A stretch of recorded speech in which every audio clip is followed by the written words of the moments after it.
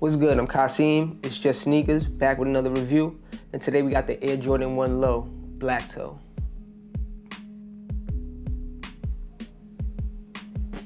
This is a low top version of the Blacktoe in OG form, released in August for $140. We've recently seen a bunch of lows dropping, so I'm not surprised by seeing these come around. This seems to be a popular shoe and it was in abundance. It seems to be restocking like every week or so. I personally hit on sneakers. At first I wasn't even gonna do it. It was pretty much like a last minute, like I entered and I just won them. All right, we can start off with the box.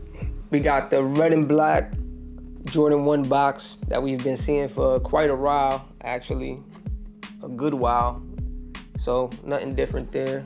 You want to see the tag. As far as the accessories, they come with an extra pair of shoelace. I personally didn't receive any, and I purchased from Nike sneakers. Yeah, my box was empty, so I only got the red laces that came stock, and personally I prefer the black laces, but you know, is what it is. So let's start off with a quick look at the shoe. We can make mention of the quality of the shoe. The leather quality on this is surprisingly decent. On the toe box and on the side, the white leather, it's surprisingly decent. It's pretty tumbled, it has some texture to it. The black leather is, you know, pretty good as well, like of the same quality. The swoosh, it isn't the same type of leather quality as the white. It's kind of like a matte. And the back piece, which is my biggest gripe on the sneaker, is like this matte finish in red. Like the color is on point. Like the color's on point. I really like the color of these, like the red that they chose, but they could have done leather. And you know, it kind of threw me off because I really didn't even pay attention to that detail when I seen like online pics of them. But you know, that really was throwing me off. But you know, we'll get into that some more. We can move to the toe box.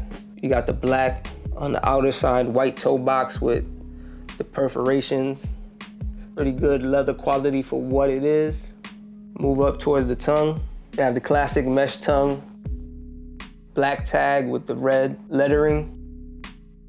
They come stock with red laces. They also include a black pair, but I unfortunately did not receive my pair from Nike. You got a black sock liner and white insole with Nike branding. Move over to the side of the shoe. Start at the swoosh, black swoosh, white and black color blocking, red back piece, not leather unfortunately, but you know what this shoe is. Take a look at the midsole. We got a white midsole. It's just plain white. There's no like age look to it. And you can see the red outsole. Move towards the back of the shoe. They should have went leather. It would have definitely made these a little doper. But at the top, we got the classic Wings logo. It's printed on, white midsole and red outsole. Inside of the shoe, pretty much like the outside of the shoe.